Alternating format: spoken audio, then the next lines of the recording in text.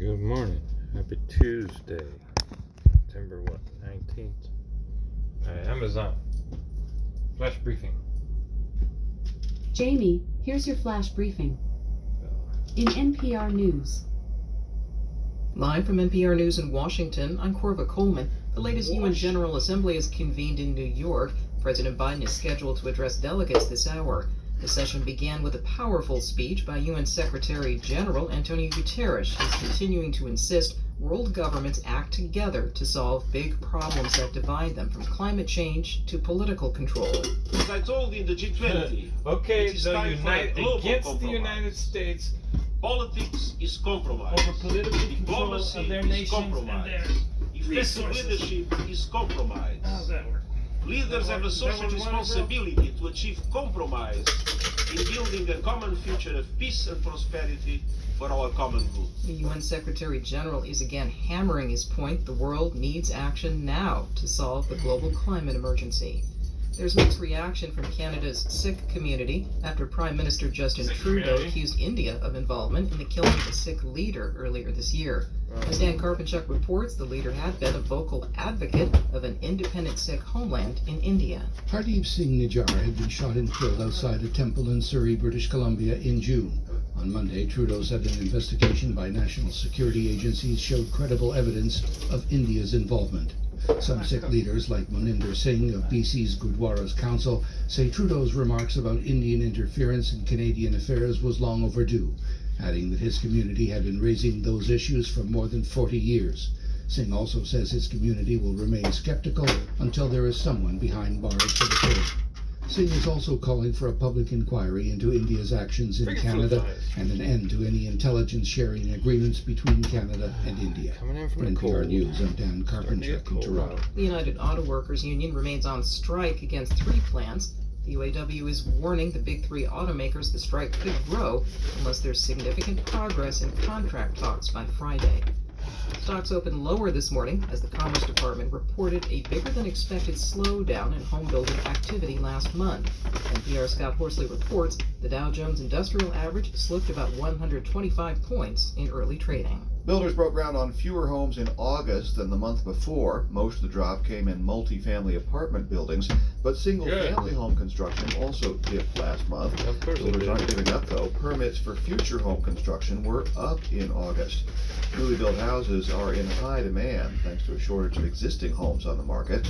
A survey of builders found a whopping 42% they're trying to of new make homes sold everything this year high went to rises first-time so they can buyers. pile on top of each The other, Federal and they're Reserve getting begins rid a of the two-day meeting single today, family. and policymakers are expected to hold interest rates steady.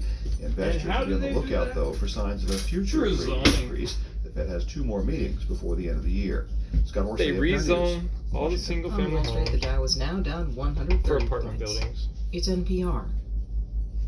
5 Americans released yesterday by Iran have now arrived back in the U.S. As part of the negotiations, the U.S. released nearly $6 billion of frozen Iranian oil revenues. In addition, the U.S. released 5 Iranians in its custody.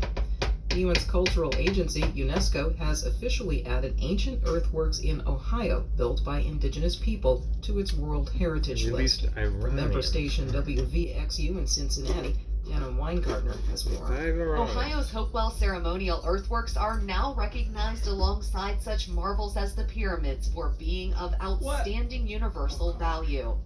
Chief Glenna Wallace of the Eastern Shawnee Tribe spoke to a pyramids. meeting of the UNESCO World Heritage Committee after the decision. The world What is at it about long that? last recognizes the commitment, the spirituality, the knowledge of astronomy, mathematics, art, geology, and aesthetic vision resulting in the imaginative thinking used by our ancestors to create these magnificent earthworks.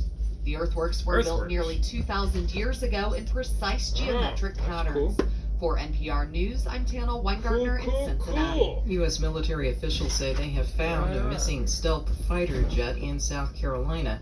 It disappeared over the weekend after its pilot safely ejected for an undisclosed reason and was hospitalized in stable condition. What the hell? Officials at Joint Base Safely Charleston say ejected, but he they was located hospitalized the and in stable F-35 condition. debris Oh yeah, that sounds about like 2 the hours safest northeast of injection ever. Charleston. I'm Ejection. Corva Coleman, Oh my NPR God. News. Whatever. This message comes from Sounds NPR like a safe sponsor injection to me. NetSuite by Oracle. Sounds like NetSuite a life-threatening turned 25. injection. In those years, 36,000 businesses have upgraded to the efficient financial cloud system. Get your own Blah, customized blah, API blah, blah. solution If at you rich, upgrade. netsuite.com/NPR. Amazon. Skip. In NASA news, the first asteroid sample collected in space by NASA will arrive on Earth Sunday, September 24th, and there are multiple events leading up to its landing. NASA astronaut Laurel O'Hara and 2 cosmonauts safely arrived at the International Space Station Friday, September 15th, bringing its number of residents to 10 for the coming week. And that's a lot of people up In there. celebration of Hispanic Heritage Month, NASA is releasing new content for Universo Curioso de la NASA, the agency's first Spanish-language podcast. A 5-episode season will start Tuesday, September 19th, with new episodes released weekly. NASA will host a media teleconference at 1 p.m. EDT on Wednesday, September 20th, to discuss the agency's first test of high-bandwidth optical communications beyond the Moon. The 10 Deep people Space up in Optical space Communications at the space DSOC station. That's technology crowded, man. demonstration That's is freaking launching aboard the crowded. Psyche spacecraft Thursday, October 5th. NASA astronaut Frank Rubio will speak to media about his record-breaking mission aboard the International Space Station during an Earth-to-Space call at 12:15 p.m. EDT Tuesday, September 19th. The virtual news conference is the final opportunity to hear from Rubio while he is in orbit on this year-long mission. In weather. In Seattle, it's 55 degrees Fahrenheit with cloudy skies. Today, you can look for lots of clouds, with a high of 67 degrees and a low of 53 degrees. From NASA, Alright, Amazon. the first asteroid sample Amazon. collected in space. Off. So have they like made the space station bigger or something? 10 people. That's a lot better thing. Alright, Amazon. Tell us a joke. Why are monkeys great at sports? They're born champions. Born champions. Well, unfortunately for you, not all monkeys are chimps.